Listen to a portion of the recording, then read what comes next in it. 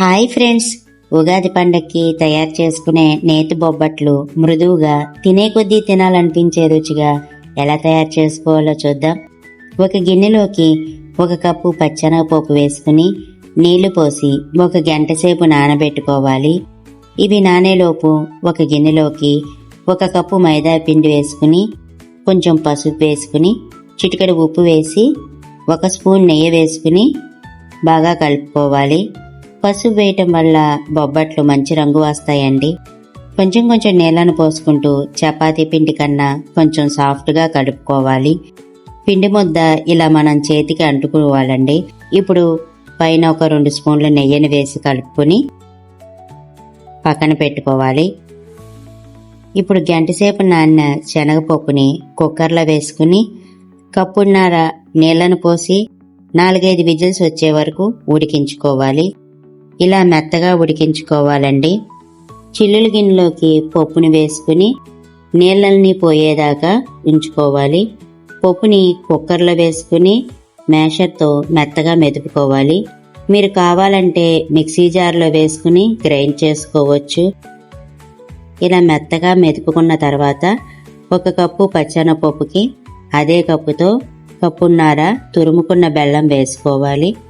కుక్కర్ని పొయ్యి మీద పెట్టి మీడియం ఫ్లేమ్లో కలుపుతూ ఉడికించుకోవాలి. ఇలా ఉడుకుతున్నప్పుడు బెల్లం కరిగి పిండి పలచబడుతుంది. బెల్లం గడ్డల్ని ఇలా మ్యాష్ చేసుకుంటూ ఉడికించుకోవాలి. మంటని మీడియం టు లో ఫ్లేమ్లో పెట్టి ఉడికించుకోవాలి, లేకపోతే అడుగంటుకుపోతుంది. పప్పు ఇలా దగ్గరికి వచ్చాక మంటను లో ఫ్లేమ్లో పెట్టి 1 స్పూన్ యాలకుల పొడి 1 స్పూన్ నెయ్యిని వేసుకుని మొత్తం అంతా ఒకసారి కలుపుకొని ఈ కన్సిస్టెన్సీ వస్తే సరిపోతుంది. చల్లారాక గట్టిపడుతుందండి. స్టవ్ ఆఫ్ చేసుకుని పప్పు పల్చగా స్ప్రెడ్ చేసుకోండి. ఇది పూర్తిగా చల్లారినాక చేతికి కొంచెం నెయ్యిని రాసుకుంటూ మరీ పెద్దగా కాకుండా చిన్న సైజులో కాకుండా ఇలా మీడియం సైజులో లడ్డూలు చుట్టుకోవాలి. మొత్తం ఇలా లడ్డూలు తయారు చేసి పక్కన పెట్టుకోండి.